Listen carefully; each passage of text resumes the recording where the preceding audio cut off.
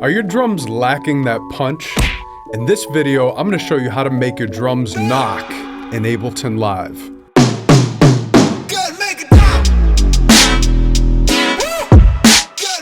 This is DECAP, and you're now in tune to Future Knock.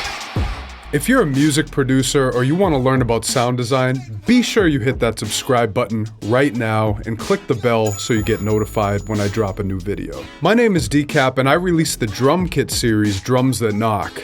Drums That Knock's been used everywhere from Jay-Z songs on 444, to Diplo, to Niall Horan from One Direction, to Brockhampton, and many others. I made all the sounds from scratch, running them through software, through vintage hardware, anything I could do to get that unique punch. In this video, I'm going to show you tips on how you can make your drums knock in Ableton Live in the box with only Ableton. The first tip, soft clipping.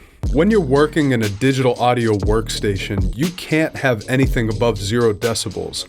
If you raise your sound above 0 decibels, it's gonna literally chop off the waveform and it'll give you an audible clipping sound. Soft clipping rounds out the top of the waveform so it actually compensates for some of that clipping.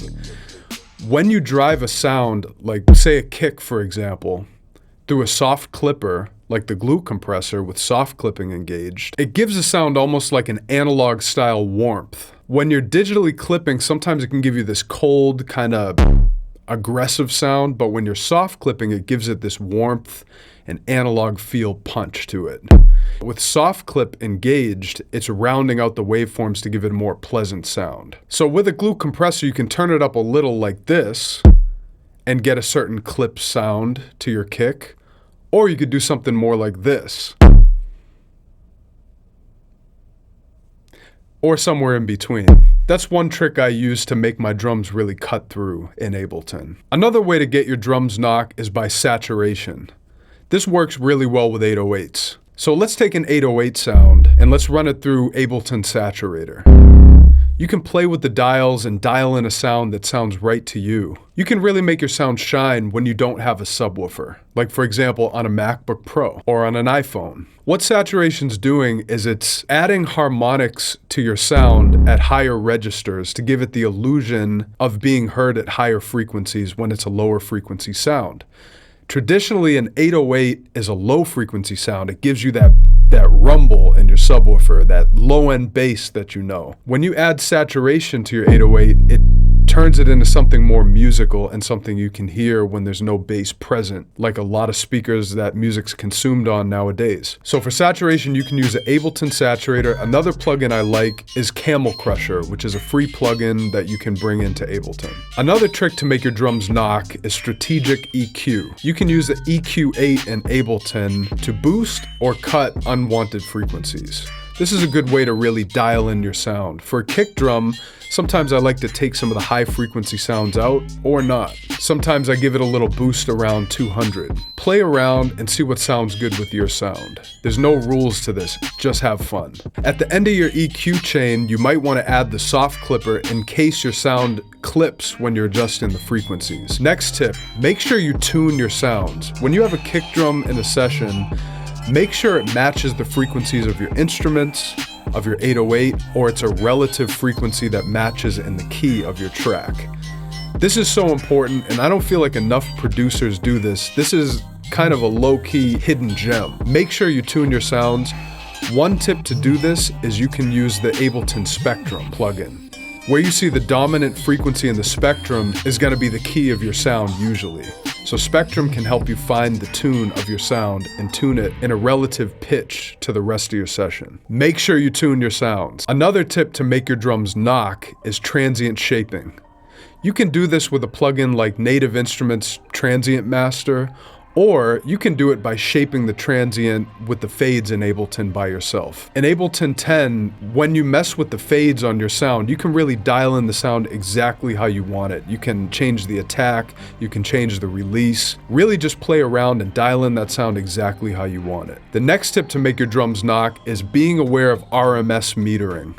Your RMS meter is all about perceived loudness. It's not how loud the sound actually is, but what the perceived loudness of the sound is. You can see it in the Ableton meter. It's the dark green as opposed to the light green at the top. The higher that dark green is hitting, the louder your sound is according to RMS metering. If I'm going for something to hit really hard, I want that RMS meter to jump up pretty high. That's how I know my sound's hitting. It gives me a way to gauge how loud my drums are hitting. Especially with the kick drum, you want that RMS meter to be pretty high. That's gonna help you know you got that slap. What's amazing is if you take a kick drum, and I'm gonna bring back the glue compressor, and you start boosting that makeup gain, as you boost it up, it sounds like the sound's getting louder and louder. But if you look at the RMS meter, the perceived loudness is getting louder and louder, but the actual sound is not going above 0 decibels. That's an example of perceived loudness, so you want to use that to your advantage when gauging if your sound is hitting or not. The next tip to make your drums knock is sidechain compression. I really like sidechaining a lot of my sounds, like the melody, for example, to my kick drum. That way, every time the kick drum hits, the melody is ducking out. What that does is it gives you more room in the mix and allows that kick drum to really be front and center. So if you're going for that sound, sidechain compression can be real good. Play around with it. It doesn't work for every track, but it can be a real cool effect. Last tip to make those drums smack, make those drums knock, whatever. There are no rules. Drive sounds into the red, whatever. Forget what your college professor taught you. Just experiment, have fun. There are absolutely no rules to this. Maybe you'll come up with something that's uniquely yours and come up with your own signature sound. Once again, my name is DECAP, and if this was helpful, be sure you subscribe, hit that bell, follow me on social media at DECAP Music. Also, make sure you check out my drum kit series, Drums That Knock.